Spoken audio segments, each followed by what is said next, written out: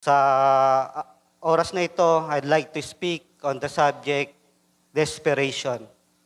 Marahil, mga kapatid, ay ang salitang ito na desperation ay nawa, ay bago matapos ito, ay tumimo sa ating mga puso. Marahil ang desperation, alam na natin ang kaulugan nito. Tinignan ko nga mga kapatid, sa Google, ang kaulugan ng desperation. Sapagkat ang desperation, the meaning of desperation could be good or bad, mga kapatid. At karamihan sa nakita kong kaulugan ng desperation sa Google ay yung negative, mga kapatid. At tila ba doon, mga kapatid, kung makikita natin, ang desperation, desperado. Dito, binasa natin ang ating main verse, Psalm chapter 63, verse 1. O Diyos, Ikaw ay Diyos ko, hanapin kitang maaga. Ganon na lamang, mga kapatid, sapagkat sa tagpong iyan, mga kapatid, yan yung panahon, mga kapatid, na si David ay nasa wilderness. Kulang ang kanyang resources, ang kanyang pagkain, ang kanyang ay inom. Siya ay hinahunting ni Saul para patayin. At dito, nakita niya ang kanyang kalagayan, mga kapatid. Kaya siya ay tumangis, dumalangin sa ating Panginoon. Maagang maaga pa. Marahil, pagkagising niya sa umagang iyon, kanyang hinanap ang ating Panginoon. At sabi niya, kinauuhawan ka ng aking kaluluwa. Ito ay kinumpir pa niya, mga kapatid, sa isang lupa, mga kapatid, na tuyo. At dito naalala ko, mga kapatid, nung kabataan ko, nung bata pa lang ay habang naglalaro, at taon na nung ako'y elementary pa lamang, year 1997 to 98, ang Pilipinas ay dumanas ng panahon ng tagtuyot, El Nino, mga kapatid. At doon, dyan sa mga sakahan na yan, mga kapatid, ang lupa ay bitak-bitak. Tuyo ang irrigation at mababaw lamang yung mga ilog. At ang ginagawa ng mga magsasakay, naglalagay sila ng deep well, yung pasipa, mga kapatid. At habang doon nga, sa patubig na yon, doon kami mismo naliligo. At doon napagmamasdan ko yung lupa dahil sa tuyo-tuyo, mga kapatid. Habang pinapatubigan yung sakahan, mga kapatid, at nakita ko, ilang minuto pa lang talagang habang umaagos yung tubig doon sa tuyong-tuyong lupa, parang hindi lang nagtagal na inabsorb kagad sapagkat tuyong-tuyo, mga kapatid. At dito, kinumpara iyon ni David kung gaano niya kailangan yung tubig. Katulad ng gaano kailangan ng tubig yung lupa, mga kapatid, dahil ito yung tuyo na. Ito'y pinahintulad niya, mga kapatid. Dito sa ating subject, desperation, mga kapatid. Dito, may tagpo, mga kapatid, na ating tutunghayan sa aklat ni Esther, mga kapatid, sa mga character, yan yung mga characters na ating dadaanan, mga kapatid. Unang-una, si main character natin ngayon ay si Queen Esther. Dito, para paiglin na lamang ang ating pag-aaral sa umagang ito, hindi ko na babasahin, mga kapatid, isa-summarize ko na lamang. Si Queen Esther, mga kapatid, dito ay naging reyna siya sa panahon ng paghahari ni King Asuero. At dito, sa panahon na yon, itong si King Asuero ay may asawa. Siya ay may reyna, si Reyna Basti. Subalit, nung suwayin ni Queen Basti, itong si King Asuero, siya ay nagalit. At nagpasya siya na palitan ang unang reyna. At doon, sa lahat ng kanyang nasasakupan, nagpatawag siya ng mga kadalagahan upang pumili na magiging reyna. At sa panahon na yon, ang Huda ay nasasakop ng kaharian na ito, mga kapatid. Sapagkat sa panahon na yon, nung ang Huda ay ginawang bihag ng Babylonia, mga kapatid. Yung mga Hudyo ay napunta sa lugar na ito, mga kapatid. At dito, nang pumili, mga kapatid, sa dinami-dami ng kadalagahan sa panahong iyon, si Esther, mga kapatid, ang napili. Siya ay isang Hudyo, mga kapatid. At dito, another character na ating pag-uusapan ay si Mordecai. Tandaan nyo yung mga character na yan, mga kapatid. Sapagkat ating niyang ititipot, lalarawan sa ating pag-aaralan sa umagang ito. Si Mordecai ay yung pinsan ni Esther. Itong si Esther ay maagang naulila. Namatay yung kanyang mga magulang at ang si Mordecai na kanyang pinsan ang siyang nag-aruga, nagpalaki dito kay Esther. At dito, another character ay si Hatak. Si Hatak, mga kapatid, ay siya yung kamarero, mayordomo, katiwala na binigay ng hari para kay Esther. At dito, si King Asuero, siya yung hari sa panahon na yon. At si Haman, yung lingkod, isa sa may mataas na katungkulan sa panahon na yon. At sa panahon na yon, may batas, mga kapatid, na itong si Haman, dahil siya ay may mataas na posisyon, kapag siya ay dumadaan, kailangan yumuko ang mga tao, mga kapatid. At sa panahon na yon, napansin nitong si Haman, dito, mga kapatid, ay kapag dumadaan itong si Haman, hindi yumuyuko itong si Mordecai. Sapagkat sa mga Hudyo, alam nila kung sino yung kailangan nilang yukuran, mga kapatid. Yun ay ang Diyos lamang. Sapagkat sa kanila, sa mga Hudyo, ito ay paraan ng pagsamba. At dito si Mordecai, hindi siya yumuyuko. Siya yung tanging nandoon sa malapit doon sa gate ng lungsod na hindi yumuyuko. At napansin ito ni Haman. At nagalit siya. Ano tong lalaking ito? Winawalang galang niya ako. Ang lahat ay yumuyuko maliban sa lalaking ito. At dito ay nagalit siya. At nagkaroon siya ng isang plot, masamang balak. At sabi niya sa kanyang sarili, kung si Haman lamang ang aking parurusahan, ay parang kaunting bagay lamang ito. Kaya plinano niya, mga kapatid, dahil sa galit niya, gusto niyang patayin lahat ng mga kalahi ni Mordecai, mga kapatid. Galit na galit siya. At doon, gumawa siya ng isulat at ito'y kanyang pinapirmahan kay King Asuero. At without knowing, mga kapatid, sa pinakabalak talaga ni Haman, ay napirmahan yun ni King Asuero, mga kapatid. At ito, tingnan na natin. Nang mabalitaan ito, mga kapatid. Next slide. Hindi gumagana dito. Dito nang mabalitaan ni Mordecai ang balitang ito, siya, mga kapatid, ay talagang nanangis, mga kapatid. Siya ay sa panahon na yon, nakikakitaan ang kanyang behavior, mga kapatid, ang kanyang attitude, mga kapatid, sa pagdadalamhati. Ganun na lamang ang kanyang pagdadalamhati. Tingnan ninyo yung kalagayan, mga kapatid, ni Mordecai dito. Nandoon kanyang pagdadalamhati, kanyang paghihinagpis, sapagkat mga ilang araw na lamang, mga kapatid, lilipulin ang lahat ng mga Hudyo. At dito, basahin natin sa verse 1, nang maalaman nga ni Mordecai ang lahat na nagawa, hinapak ni Mordecai ang kanyang suot at nadapit ng kayong magaspang na may mga abo at lumabas sa gitna ng bayan at humihiyaw ng malakas at kalagim-lagim na hiyaw. Tingnan ninyo, ganun na lamang yung desperation na meron itong si Esther, mga kapatid. maging man yung sign ng paghapak ng kanyang damit, mga kapatid.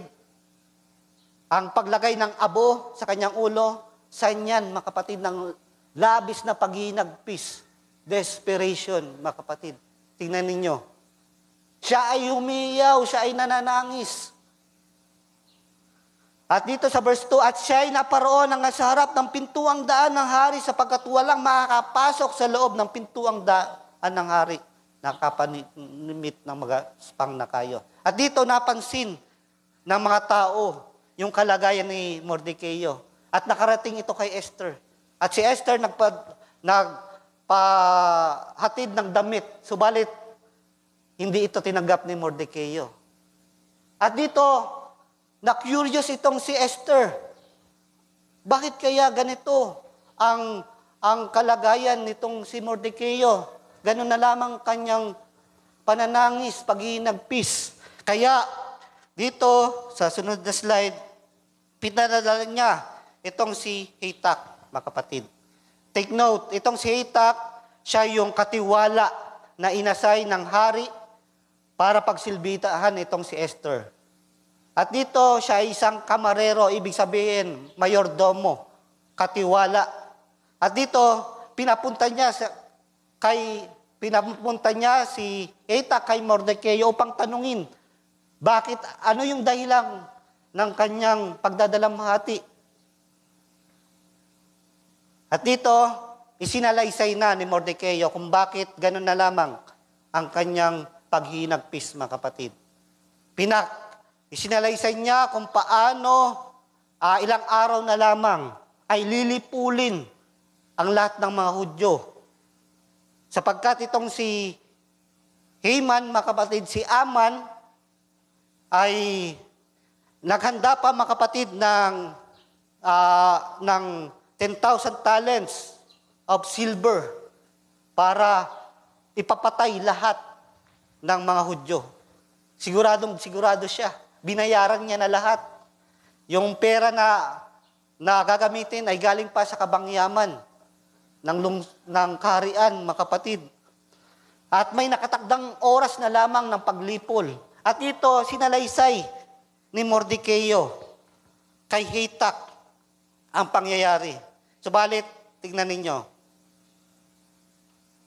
Sa panahon na yon, nang maalaman na ni Esther ang dahilan kung bakit ganun na lamang ang desperation na meron itong si Mordecai, ano yung behavior, yung attitude, yung reaction, mga kapatid, na meron itong si Esther. Tingnan ninyo, ang kalagayan ni Mordecai ay sa labis na pagdadalamhati. Subalit tingnan ninyo ang kalagayan na meron itong si Esther. Sabi niya sa verse 11, lahat ng lingkod ng hari at ang bayan ng mga lalawigan ng hari ay nakakaalam. Alam mo naman yung batas. Dito sabi niya, na sino man, maging lalaki o babae, napaparoon sa hari, sa pinakalooban ng looban, ibig sabihin sa pinaka-inner court, sa king's court, sa pinaka-room ng hari, ay hindi maaring makapasok. Maliban na lamang na ikaw ay tawagin ng hari. Ito yung sabi ni Esther. May isang kautusan sa kanya na siya ay papatayin. Ibig sabihin, tingnan ninyo yung batas na yan, mga kapatid. Hindi ka pala maaring makalapit sa hari na hindi ka pinapatawag. At sabi dito, 30 days na siyang hindi pinapatawag. Maliban na lamang na paglawitan ng gintong setro. Yan yung scepter. Yung makikita ninyo na hawak-hawak ng hari. Parang tungkod yan, mga kapatid. Ng sign of power. At dito, hindi maari na ako lumapit sa hari. Tingnan ninyo yung reaksyon ni Esther, mga kapatid. Ikumpara nyo yung reaction, behavior, attitude na meron itong si Mordecai at si Esther. Napakalayo, mga kapatid. Dito kay Esther, mga kapatid, sabi niya, hindi maaari sapagkat maaari akong mamatay. Ipinapakita dito ni Esther, mga kapatid, yung self-preservation. Ang iniisip niya ay ang kanyang sarili kapalit, mga kapatid, ng buhay ng libo-libong Hudyo na mamamatay, mga kapatid. Hindi maaari. At dito, tingnan ninyo. Subalit hindi magtatapos dito. Kailangang i-awake, i-stir up, pukawin ang puso nitong si Esther. Sapagkat dito, mga kapatid, Mordecai was trying to awake Esther para makita niya yung pinaka-purpose kung bakit naging reyna itong si Esther, mga kapatid. May purpose, mga kapatid. Subalit dito kay Esther, parang wala lang sa kanya. Marahil, sinasabi ni Esther, napaka-OA naman itong si Mordecai. Ganun na lamang yung pagdadalamhati niya. Di ba, kapag predestinado ka naman, kapag elect ka naman, ang Diyos ang bahala na magliligtas sa mga Hudyo. Yun yung kaisipan ni Esther, mga kapatid. Subalit dito kay Mordecai, ganun na lamang ang kanyang desperation. At dito, kailangang ipaliwanag, gisingin ang kaisipan ni Esther, mga kapatid. Sapagkat tingnan ninyo, yung reaction dito ni Esther, wala pa sa kanya yung desperation. At dito, pinabalik itong si Hatak, mga kapatid, Esther, para sabihin ang bagay na ito. Nang magkagayoy, pinabalik ng sagot sila ni Mordecai kay Esther. At ito na ang sabi ni Esther. Kay Esther ni Hatak sa pamamagitan ni Mordecai. Sapagkat sa panahon na yon, ito ay ating ititipo sa squeezing time. May magaganap. Lilipulin yung lahat ng Hudyo, mga kapatid. Huwag mong isipin sa iyong sarili na ikaw ay makakatanan sa bahay na hari na higit kaysa lahat ng mga Hudyo. Huwag mong isipin na hindi ka makakaranas ng squeezing na ito.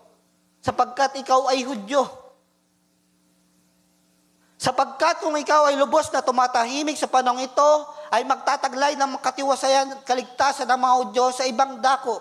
Kung hindi ka magpapagamit, ang Diyos ay gagawa ng kaparaanan para iba ang gamitin.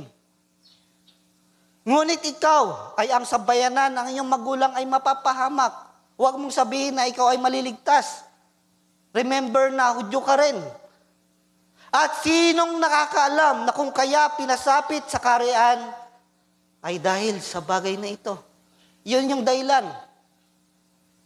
Dito, mga kapatid, ginigising ni Mordecai itong si Esther of the very reason why Esther became a queen, mga kapatid.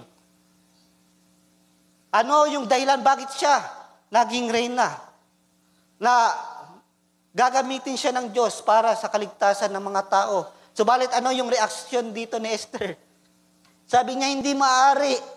Maaari akong mamatay kung gagawin ko yan sapagkat inutos ni Mordecai kay Esther na humingi ng supplication dito sa hari para huwag ituloy ang balak na paglipol sa mga Hudyo, mga kapatid. At dito, titingnan na natin, mga kapatid, yung ginamit nating karakter. Binalik ko lang dito. Sapagkat atin niyang ititipo, mga kapatid. Si Queen Esther ay ating ititipo sa mga mananampalataya. Type and shadow sa mga mananampalataya. Si Mordecai, mga kapatid, ay ating ititipo sa propeta sa panahong yon. At yan ay ating ititipo, larawan, mga kapatid, sa propeta sa huling kapanahunan. Sapagkat meron siyang mensahe na natanggap. Yung mensahe, lilipulin yung lahat, mga kapatid. At itong ating ititipo, si Mordecai, sa ating kapatid, William Branham, sa propeta sa huling kapanahunan. Nakatulad na si si Brother Branham ay tumanggap ng mensahe. At kailangan niya itong, take note mga kapatid, Mordecai was not speaking directly to Esther. He was speaking to Hatak. At itong si Hatak, mga kapatid, yan ay ating ititipo, larawan sa mga lingkod ng Diyos, fivefold ministry. Dito, si Mordecai ay may mensahe, katulad ni Brother Branham na may mensahe sa huling kapanahunan na ito na yung huling panahon. This is the time, end time na mga kapatid, huling kapanahunan. At dito, yung tinanggap na mensahe ni Hatak, galing kay Mordecai, mga kapatid. Si Hatak ay tipot larawan sa mga lingkod ng Diyos, mga kapatid. Fivefold ministry. At kailangan kung ano yung reaksyon, mga kapatid, kung ano yung nadarama nitong si Mordecai, kung ano yung expression niya, kung paano niya tinanggap, at ito'y kanyang binigay kay Hatak, ganon din kailangan ang ekspresyon ni Hatak, fivefold ministry, mga kapatid. Kung about sa pagdadalamhati, sa pag-iyak, sa paghahanda ang mensahe na meron itong si Mordecai, ay kailangan ganon din yung dalhin ni Hatak sa mga mananampalataya na sinisimbolize kay Esther, mga kapatid. Subalit, tingnan ninyo yung kalagayan ni Esther. Di ba? Parang wala lang sa kanya. Ang Diyos na ang bahala. Hindi maaari kung gagawin ko yung sinasabi mo, mamamatay ako. At iyan ay ating ititipo ngayon, larawan sa mga mananampalataya sa panahong ito, mga kapatid. Di ba? Di ba parang yung mga mananampalataya sa ngayon ay wala pa yung desperation. Dumadalo sa gawain, makikinig, uuwi sa bahay. Parang wala pa doon yung desperation. Hindi pa nila naiisip kung ano yung kanilang kakaharapin dito. Haharap sila sa squeezing time. At tayo din, mga kapatid, squeezing time din. Dadanasin din natin ito. Huwag mong sasabihin na hindi mo ito madadanas.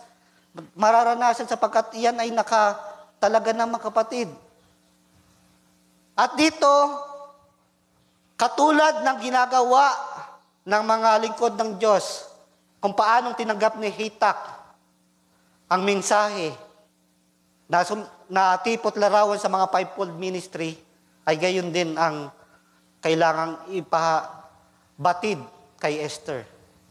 Kaya ganoon na lamang, mga kapatid, ang mga lingkod ng Diyos na tumatayo sa pulpito, dito, mga kapatid, ang fivefold ministry, kung ano yung mensahe na aming natanggap, kung ano yung mensahe na aming napakinggan, na winika, mga kapatid, ng propeta sa huling kapanahunan, ay gayon din ang aming ipapangusap sa inyo, mga kapatid. Kami ay nangungusap na ito na ang huling kapanahunan, mga kapatid.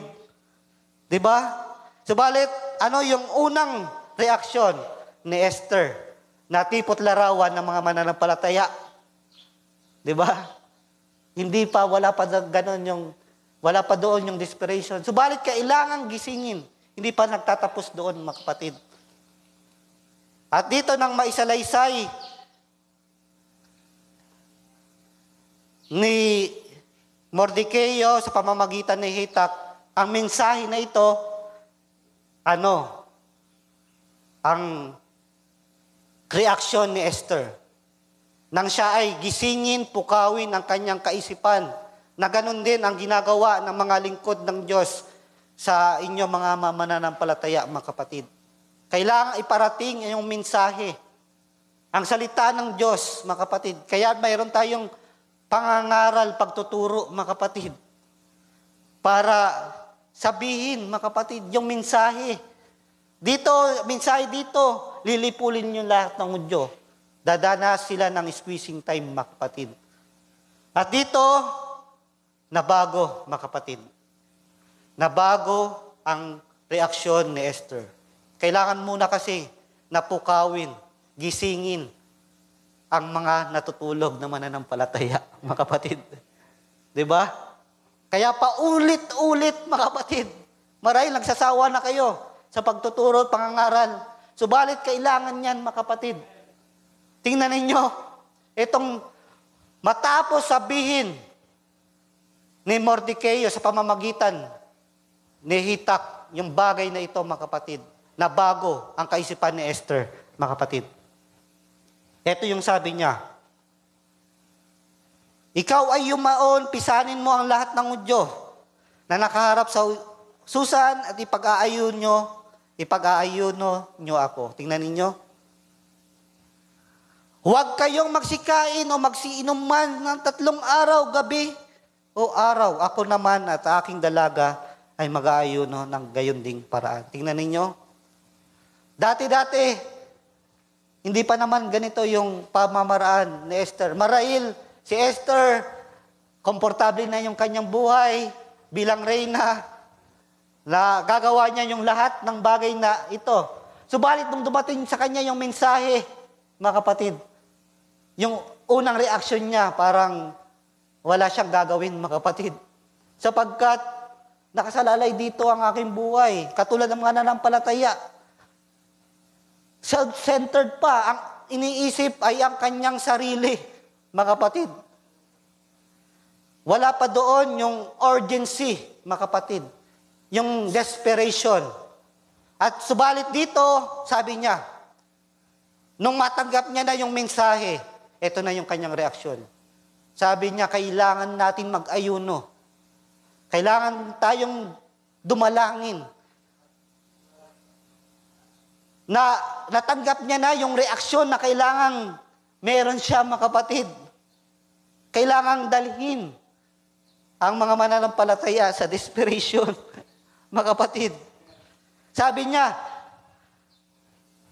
at sa gayoy papasukin ko ang hari na hindi ayon sa kautusan, at kung ako'y mamatay, ay mamamatay. If I perish, mga kapatid. Sapagkat katulad ng pangangaral ni Brother Branham, mga kapatid, better be desperate or perish. 2 option lamang, mga kapatid. Baging desperado ka, o ikaw ay mapapahamak. At tingnan ninyo, mga kapatid, kung paanong si Mordecai ay tipot larawan sa propeta sa huling kapanahunan. Ganun na lamang, mga kapatid, ang pangangaral, pagtuturo ni Brother Branham sa panahon na yun. May mga panahon na kapag siya ay nangangaral, umiiyak siya, mga kapatid. Nang doon yung pagdadalamhati niya. Kailangang sabihin sa mga mananampalataya na ito na ang huling kapanahunan, mga kapatid. Sabi niya, ganun na lang kanyang pangangamba, maging man sa kanyang mga anak na sila Billy Paul, Sarah at Rebecca, na kailangang makaligtas yung kanyang mga anak at maging yung mga mananampalataya sa panahon yun, sapagkat malapit na ang panahon. At ganoon na din, mga kapatid, na tanggapin ng mga mananampalataya ang mensahe. Tinanggap nila ito, mga kapatid. In a desperation, mga kapatid. At dito, mga kapatid, sapagkat alam natin na may mga pangyayari katulad ng napakinggan natin sa pangaral ng ating kapatid, Brother Ryan, about sa absolute. Diba? Word upon word. Law upon law, mga kapatid. Kung ang Diyos ang nagbigay, mga kapatid, ng kautusan na ito, ang hari, ang Diyos, is above the law, mga kapatid. Siya lang ang may kakayahanan na baguhin ang magaganap, mga kapatid. Di ba? May mga pagkakataon na lilipunin na sana sa panahon ni Abraham, lahat ng tao doon sa Sodoma at Gomora, mga kapatid. Subalit naligtas itong Si Lot, mga kapatid. Sa panahon ni Moises, lilipulin na sana lahat ng mga Israelita. Subalit may namagitan. Namagitan itong si Moises na huwag lipulin. At kung ang Diyos ang may kakayanan na baguhin ang kanyang kaisipan, sapagkat above siya sa law, mga kapatid, ay papangyarihin niya ito. Sapagkat may pagkakataon na kapag ang mga propeta, lingkod ng Diyos ay mamamagitan, iuurong ng Diyos ang kalubusan ng kanyang paghatol, mga kapatid. Subalit, tingnan ninyo, may mga pagkakataon na final decision na ang Diyos dito, mga kapatid. Tingnan natin sa Jeremiah chapter 15, verse 1. Nung magkasala ang bayan ng Huda sa ating Panginoon, ano ang sabi ng ating Panginoon? Nang magkagayoy sinabi ng Panginoon sa akin, bagamat si Moises at si Samuel ay tumayo sa harap ko, gayon man ang pag-iisip ko ay hindi sa bayang ito. Iyong itakwil sila sa aking paningin at iyong palabasin sila. Yan yung hula pangyayari na ang bayan ng Huda ay ginawang bihag at dinala sa Babylonia. At nangyari yung bagay na hula na yan, mga kapatid. At sabi ng Panginoong Diyos, bagamat si Moises at si Samuel ay tumayo bilang mediator, mamagitan, ay hindi na magbabago ang aking kaisipan. At nangyari nga ang hula na yan. At isa pang hula, mga kapatid, sa Ezekiel. Ito naman yung panahon na magkasala ang bayan ng Israel, mga kapatid. Anak ng tao, pagka ang isang lupain ay nagkasala laban sa akin ng pagsalangsang, at aking inunat ang aking kamay roon, at aking binala ang tungkod ng timnapan niyaon, at nagsugo ako ng kagudom doon, at aking ihiwalay roon ng tao at hayop. Tingnan ninyo, winika muli ito ng ating Panginoon. Bagamat ang tatlong lalaking ito, si Noah, si Noe, si Daniel at si Job ay nangandoon. Ang kanila lamang ay ililigtas ang kanilang sariling mga kaluluwa sa pamamagitan ng kanilang katwiran, sabi ng Panginoon. Bagamat tumayo, mamagitan, si Noe, si Daniel at si Job, hindi na magbabago ang bagay na ito. Kaya nga, nangyari yung sa history, mga kapatid. Nangyari yan. Yung bayan ng Israel ay ginawang bihag at dinala ng mga Assyria sa lugar nila. At hanggang sa ngayon, mga kapatid, hindi alam kung nasa saan na yung 10 tribo na ito. The lost 10 tribes. 10 lost tribes, mga kapatid. Wala, hindi na alam kung saan na sila. Dahil sa hula na yan, nang sila, mga kapatid, ay sumuway sa ating Panginoon, pinangyari yung bagay na yan. Kaya nga, yung mga Israelita sa panahon na ito, yung mga sa Israel, ang katawagan diyon ay Hudyo, Jews, sapagkat yung 10 tribes na wala na. Lipi na lamang ng mga Hudyo at mga Binhamita ang natitirang mga Israelita, mga Hudyo, mga kapatid. Ngayon, tingnan natin, mga kapatid, sapagkat sa desperation, alam naman natin, mga kapatid, di ba, minsan sa desperation,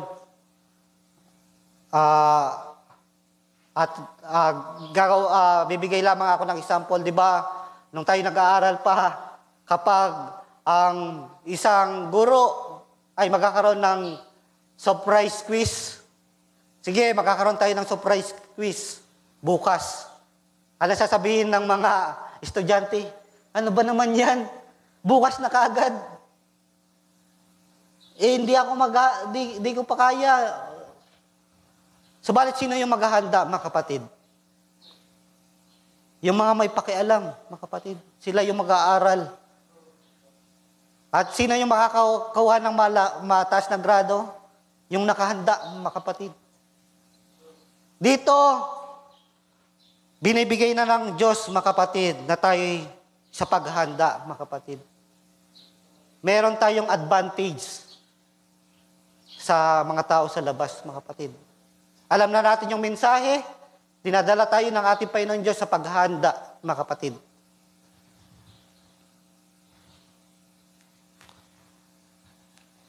At dito, tingnan natin, Romans chapter 13, verse 11. At ito, yamang nakikilala ang panahon. Nakikilala ba natin ang ating panahon? Tayo ay nasa end times na, mga kapatid. Sa huling kapanahunan.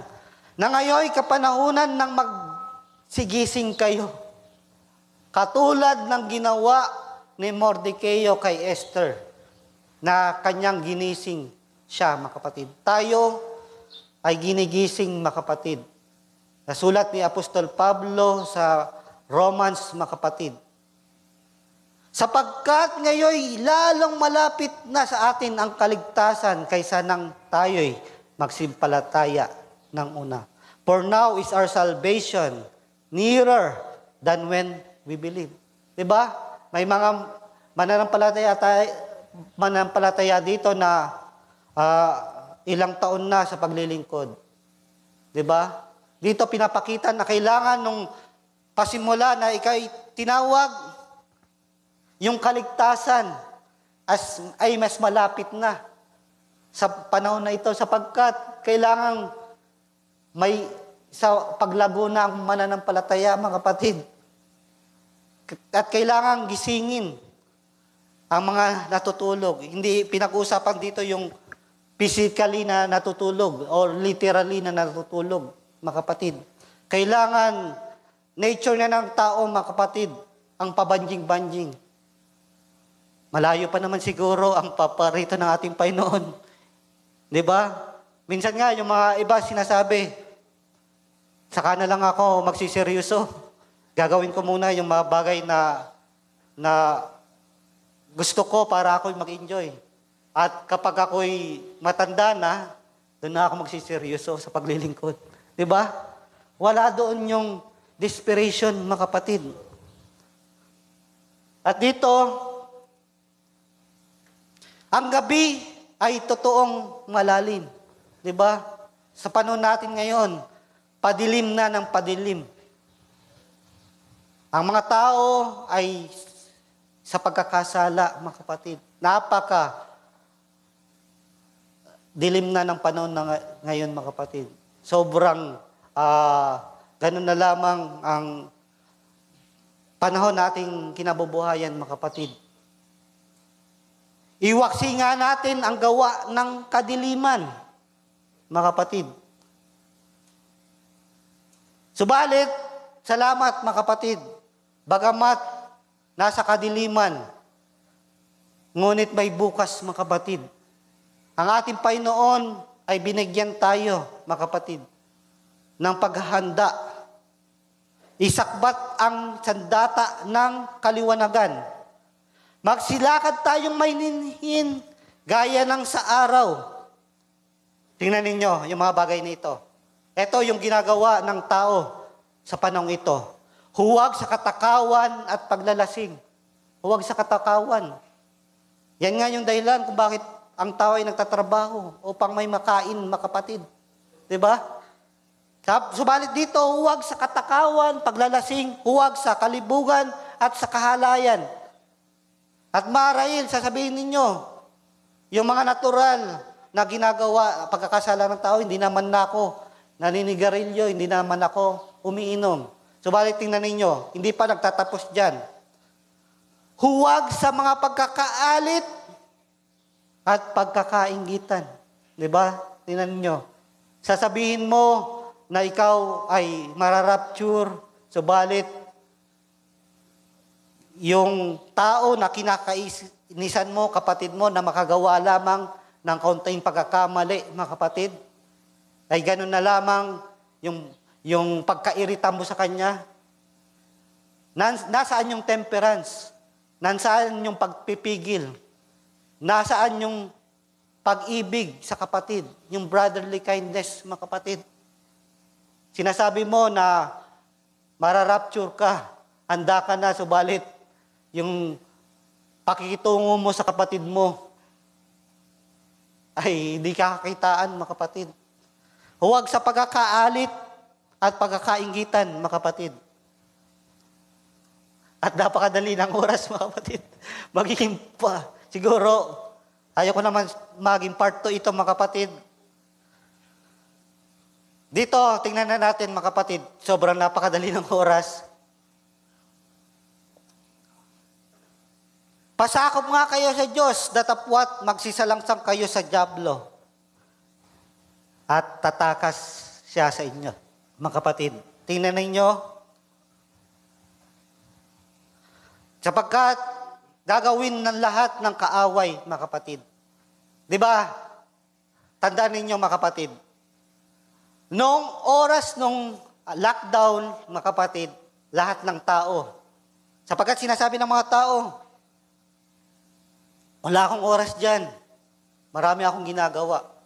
Subalit nung panahon ng lockdown, mga kapatid, walang maidadahilan lahat, mga kapatid. Lahat ng tao nasa bahay. Hindi ka maaaring lumabas. Subalit, sasabihin ko sa inyo, mga kapatid, kung ano yung oras na inilaan mo, marami ka ng oras sa panahon na iyon. Subalit, nasaan yung paghanap mo sa Panginoon? Saan yung pagbabasa mo ng Biblia, pananalangin mo? Wala pa rin. Sapagkat maging man before, during, or after ng lockdown, mga kapatid, ganun pa rin, mga kapatid, yung prayer mo. Wala ka pa rin oras kung hindi pa talaga napipihid ang inyong puso, mga kapatid. At ganun ang mga tao. Kahit na maging wala na silang dahilan, at hindi pa rin nila yung gagawin, mga kapatid. Sapagkat ang kaaway ay gagawa ng mga bagay para mas ilayo ka pa sa ating Panginoon, mga kapatid. At ikli talaga ng oras, mga kapatid. Dito, medyo mahaba pa to. Kaya nga, mga kapatid, dito, sa Ephesians, huwag kayong makibahagi sa mga walang mapapakinabangan na gawa ng kadiliman, kundi bagkus inyong sawatain. Sapagkat ang mga bagay na ginagawa nila sa lihim ay mahalay, sa laytain man lamang, mga kapatid. Yung mga ginagawa, mga kapatid, ng sa labas, maging man ay banggitin na ito ay nakakahiya, mga kapatid. Sapagkat sa buhay ng tao, may two sides dyan, mga kapatid. Merong bagay na nakikita ng mga tao. Subalit merong bagay sa iyo na sikreto na hindi hayag, mga kapatid. Sapagkat napakadali lang magpa-impress, mga kapatid. Napakadali lang magpakitang tao. Kapag maraming tao, pwede kang gumawa ng mga bagay, mga kapatid, na sabihin ng mga tao, napakabuti naman ng taong ito. Subalit, merong side sa iyo, mga kapatid, na kung ano ka talaga. Subalit, alam naman natin, mga kapatid, na walang maitatago sa ating Panginoon. At dito, datapwat ang lahat ng mga bagay pagkasawata ay itatanyag ng kaliwanagan. Walang maitatago, mga kapatid. Maitatanyag yan. Papalabasin yan, mga kapatid. Kaya sinabi niya, gumising kang natutulog at magbangon ka sa gitna ng mga patay at liliwanagin ka ni Kristo. Dito, mga sulat ni Apostol Pablo para sa paghahanda. Para dalhin tayo sa desperation, mga kapatid. Mag-ingat nga kayong lubos kung paano kayo'y lumakad. Huwag gaya ng mga mangmang, kundi gaya ng marurunong. Hindi dito pinag-uusapan ang karunungan ng salibutan, mga kapatid. I have encountered many bright, professional, mga kapatid, na educated person. Nang ako'y nagtatrabaho pa, kapag ako'y nagsishare, mga kapatid, ay walang pagkaalam sa salita ng Diyos. Bagamat sila'y matatalino, subalit sila'y mangmang sa kalooban ng Diyos, mga kapatid. At huwag tayong magaya sa kanila, mga kapatid, na inyong samantalahin ang panahon sapagkat ang mga araw ay masasama. Ito yung paulit-ulit na sinasabi ni Apostol Pablo. Kaya huwag, Ephesians chapter 5, verse 17 to 18, kaya huwag kayong maging mga mangmang. Diba? Inulit niya, mga kapatid. Kundi unawain ninyo kung ano ang kalooban ng Panginoon. Tingnan ninyo, huwag kayong magsipaglasing ng alak sa kinaroroon ng kaguluhan, kundi kayo'y mga puspos ng Espiritu. Bibigyan ko lamang ng 3 example, mga kapatid, dito about sa desperation.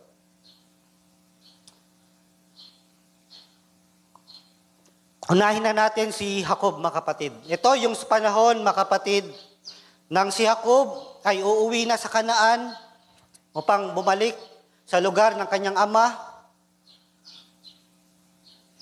sapagkat galing siya doon kay Laban, yung mga magulang ng kanyang mga asawa. At sa kanyang paglalakbay, naisip niya na dadaanan niya yung lupain ng kanyang kapatid, ng kanyang kambal na si Esau. Kaya nga siya umalis doon sapagkat natatakot siya kay Esau, mga kapatid. At dito nung babalik na siya, sabi niya, paano ito? Kaya nagpadala siya ng kanyang tauhan para ipaalam kay Esau na siya ay dadaan sa kanyang lugar. At dito sabi ni Esau, sige, magpapadala ako ng 300 na tauhan ko para salubungin ka. Natatakot itong si Jacob. Baka ako patayin ng aking kapatid. At dito sabi niya, ang kanyang ginawa, hinanda niya, inunan niya yung kanyang mga hayop na alaga. Tapos, yung mga tauhan niya, doon siya sa huli, mga kapatid, sapagkat natatakot siya. At habang sa pagdaan, doon niya nakatagpo ang ating Panginoon. Mga kapatid, yan yung mismo, mga kapatid, ang ating Panginoon, yung nakipagbuno sa kanya. At naiwang mag-isa si Jacob at nakipagbuno ang isang lalaki sa kanya hanggang sa magbukang liwayway. Nakipagbuno siya sa ating Panginoon, mga kapatid. Habang siya ay nakikipag-wrestle, sabi ng ating Panginoon, bitawan mo na ako sapagkat magbubukang liwayway na. Anong sabi ni Jacob? Hindi kita bibitawan hanggang sa hindi mo ako pagpalain. Di ba? Ganun na lamang yung desperation na meron itong si Jacob. At sinabi, bitawan mo ako sapagkat nagbubukang liwayway na. At aking sinabi, hindi kita bibitawan. At sinabi niya, doon, nakapagtagumpay siya, mga kapatid. Blines siya ng ating Panginoon. At sabi, hindi na Jacob ang itatawag sa iyo, kundi Israel na. Tingnan ninyo, yun yung nagagawa ng desperation, mga kapatid. Another example ay si Ana, mga kapatid. Itong si Ana, sapagkat si Elkana ay may 2 asawa, si Ana at si Penina. At si Ana ay walang anak, mga kapatid. At si Penina, lagi siyang iniinis sapagkat wala siyang anak. Subalit dito, ganun na lamang ang pagdadalamhati ni Ana sa kanyang pananalangin. Tingnan ninyo, 1 Samuel chapter 1 verse 10.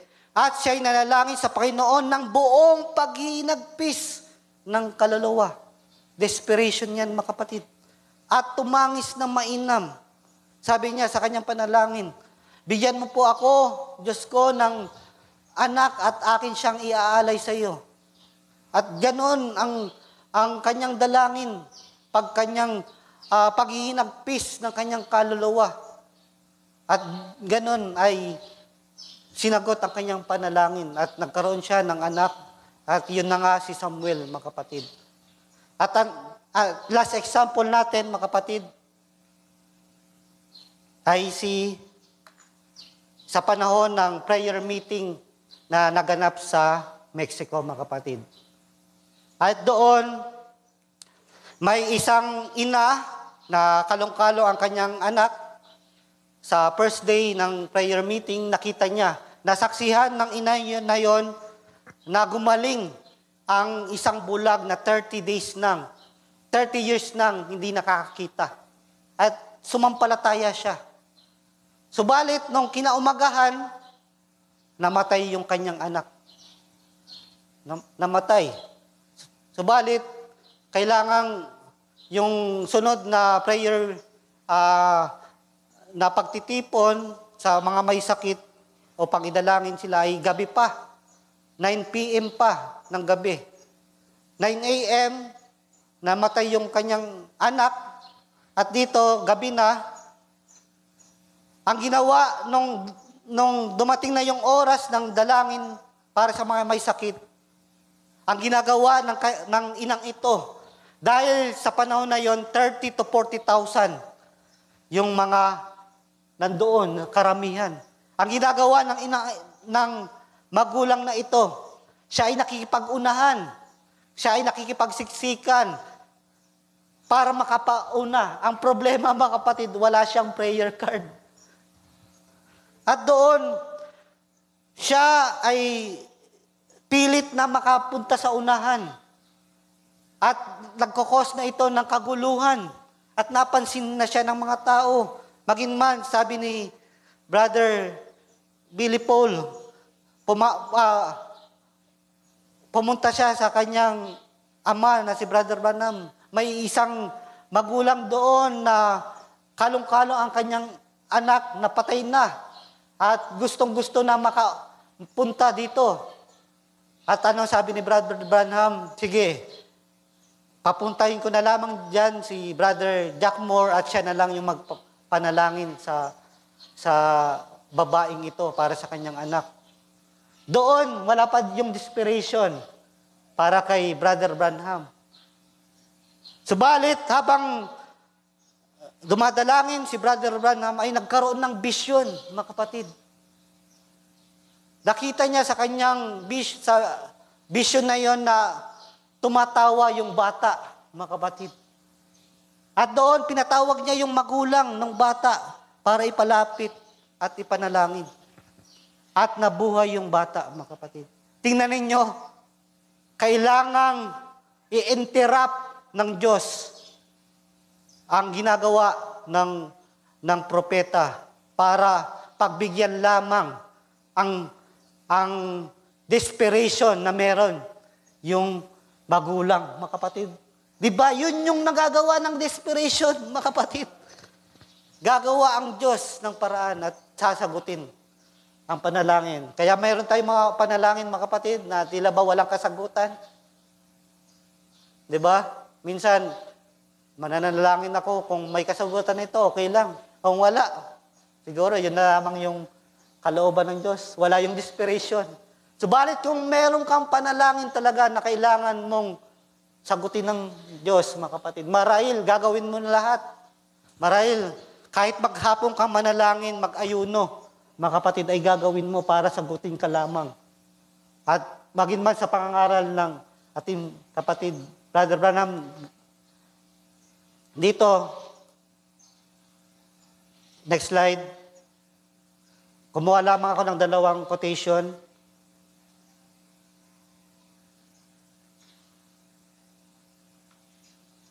Dito sabi ni Brother Branham, kailangan may pagkakataon na kailangan tayo dalhin sa desperation, mga kapatid. At dito sabi niya, better be desperate or perish, mga kapatid. At dito, hindi na naipakita, siguro, at wala rin naman ng oras. Kailangan dalhin daw ang mananampalataya sa desperation, mga kapatid. Sapagkat tunay na mga pagkakataon talaga na ang mananampalataya, nature na natin yan, mga kapatid, na tayo ay wala sa bagay na ito, desperation. Kaya nga, may mga minsan tayo dumadalo, na inaantok pa, minsan nandito physically, yung katawan, subalit yung isipan ay lumilipad, wala focus, mga kapatid. Di ba? Nasaan yung desperation? Subalit katulad ng si Esther ay mapukaw ang kanyang puso, mga kapatid. Nagbago siya, mga kapatid. At doon, dinala siya sa panalangin at pag-aayon, mga kapatid. At sa ating pagtatapos, mga kapatid, at hindi na-i-flash yung dalawang quotation dito. Sa aking pagtatapos, mga kapatid, marahil yung tumatayo dito, mga kapatid, bagamat, sabi ko nga, yung tinanggap ni Hitak, mga kapatid, galing kay Mordecai, kung ano yung emosyon na meron siya, yun yung kailangan dalhin niya kay Esther, mga kapatid.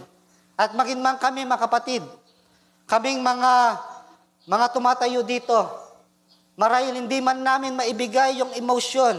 Di ba nung tayo ay nanonood ng mga palabas, comedy man yan, horror, o yung nakakaiyak na palabas, di ba? Ano yung ginagawa ng artista? Mga artista, mga kapatid. Di ba? Tayo'y napapaiyak dahil sa galing nila na umarte.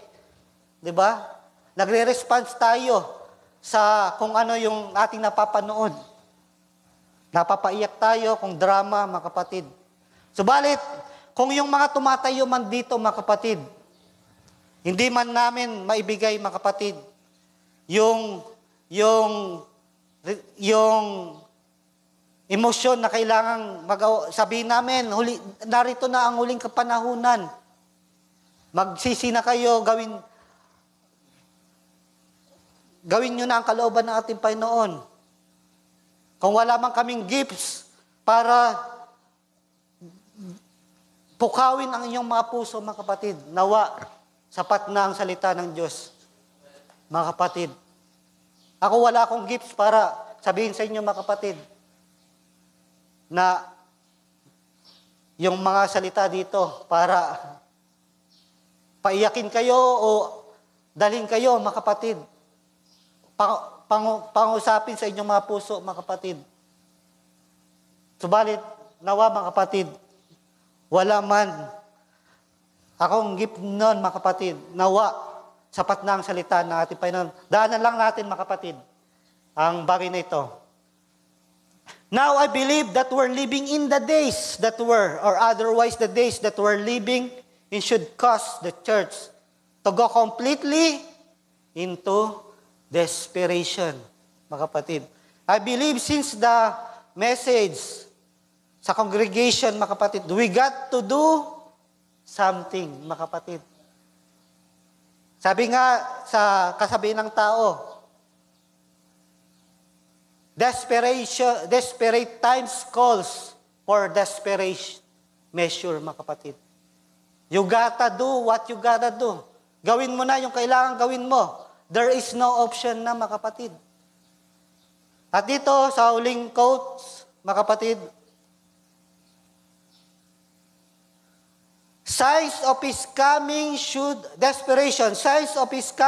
throw every member of Christ into desperation now. Kung nakikita daw natin yung mga signs na malapit na ang panahon, nakikita naman natin siguro, mga kapatid. Diba?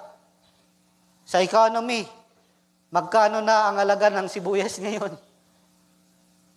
Diba? Nandun na yung paghihirap, mga kapatid, nadarama natin yan.